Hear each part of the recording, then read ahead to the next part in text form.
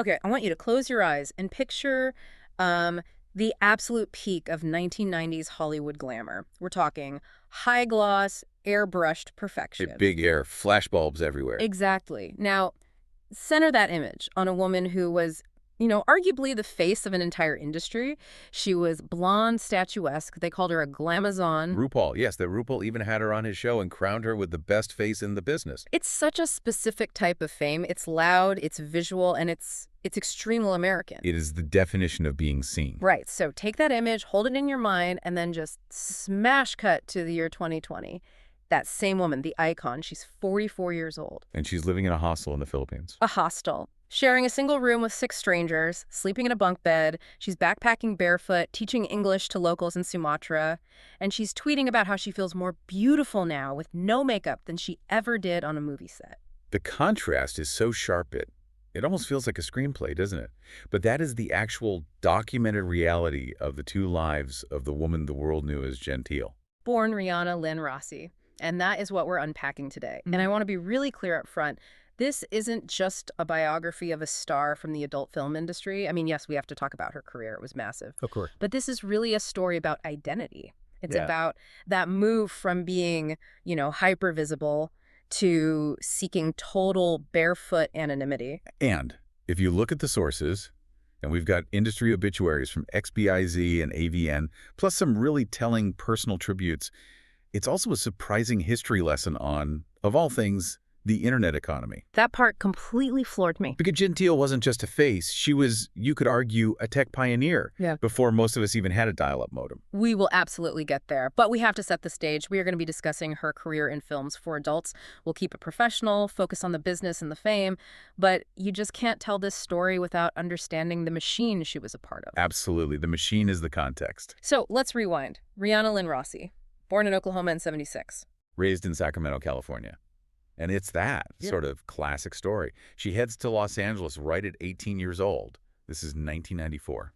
And 1994 is such a critical year. You have to understand the landscape of that world was totally different from today. Oh, completely. We're talking about the DVD era. The era of physical media. You actually had to go to a store, the local video shop with that beaded curtain in the back. Exactly. And because distribution was physical and centralized, the studios had all the power. Today, anyone with a phone is a creator.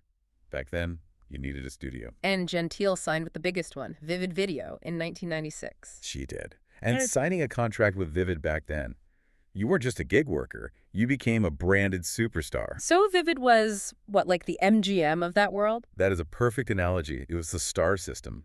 Vivid girls were marketed like mainstream supermodels. They had billboards on Sunset Boulevard.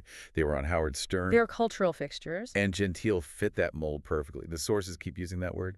Glamazon. She was tall. She had that incredibly polished look. Getting that contract was basically like getting your wings as a Victoria's Secret angel. It absolutely was. Yeah. It meant 6-figure contracts, travel, a level of celebrity that just...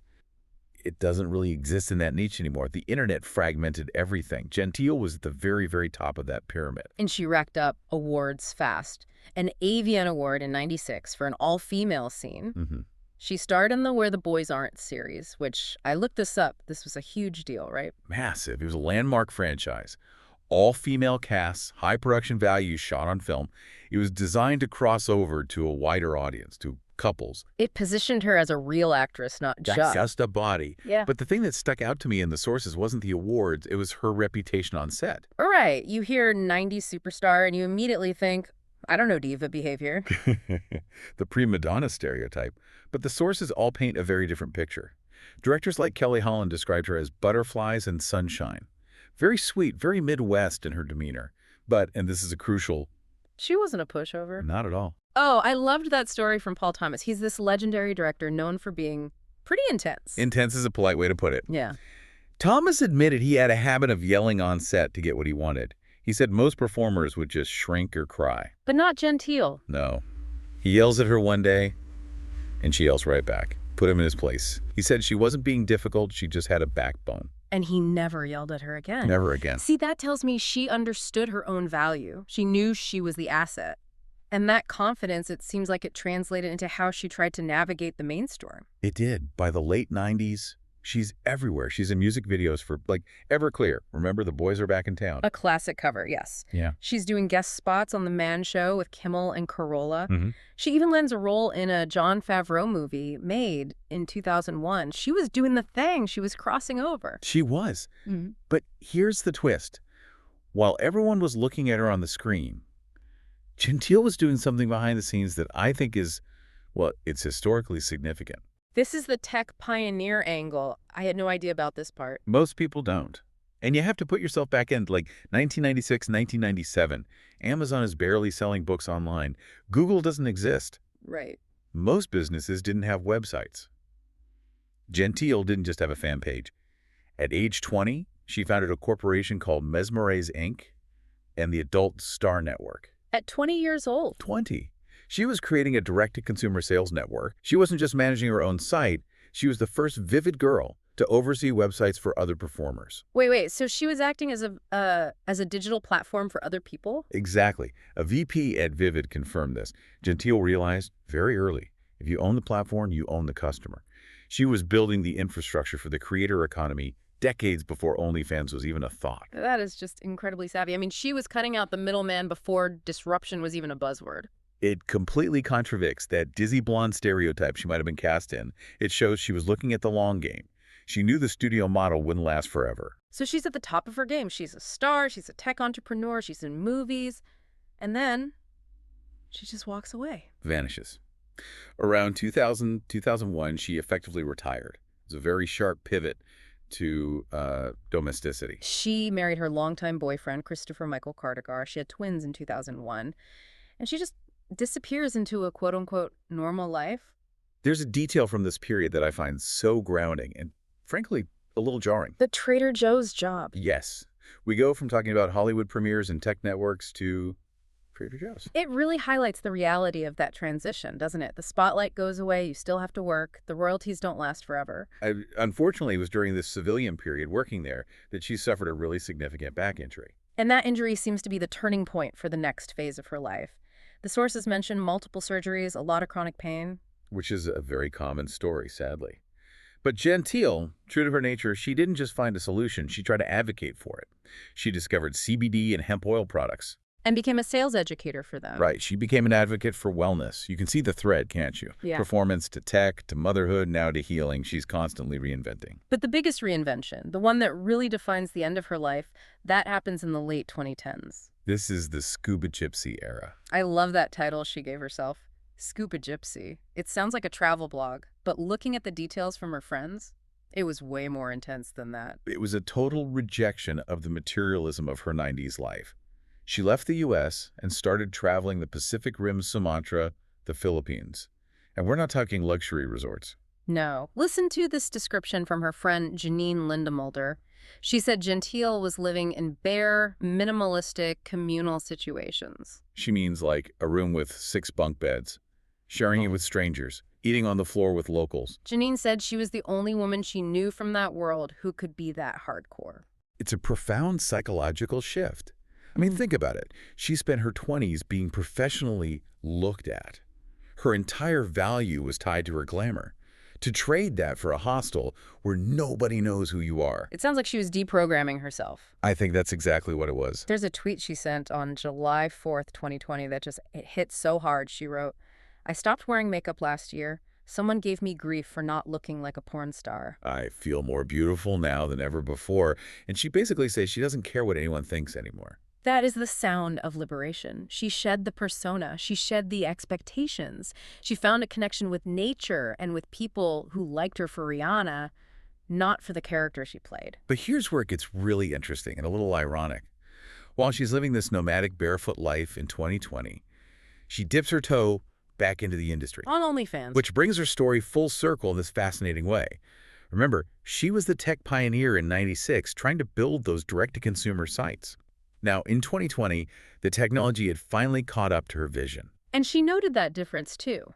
She posted that creating her own content on her phone felt so much more authentic than her film career. That word authentic is key.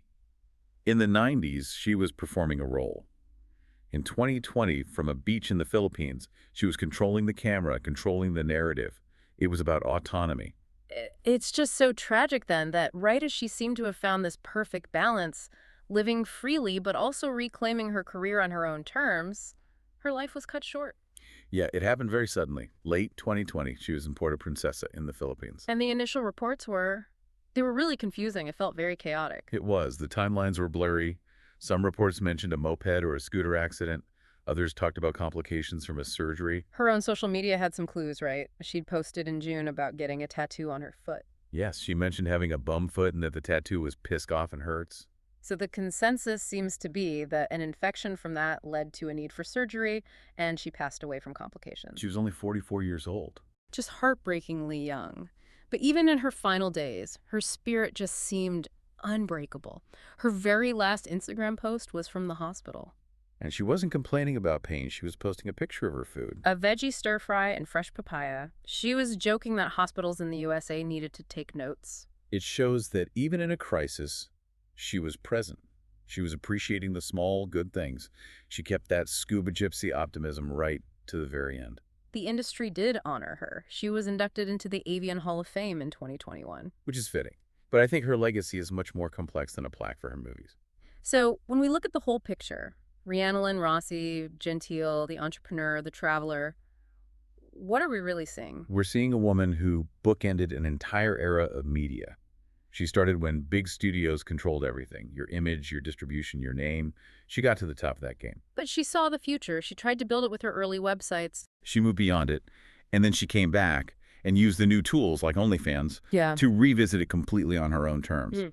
But the most powerful part of her story, for me, is that refusal to be trapped by her own image.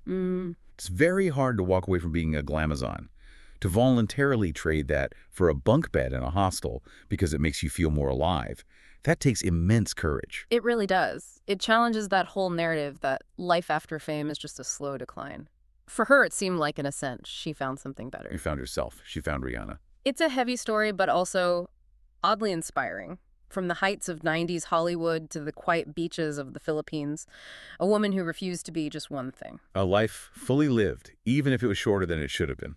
So as we wrap up this deep dive, we want to leave you with something to think about.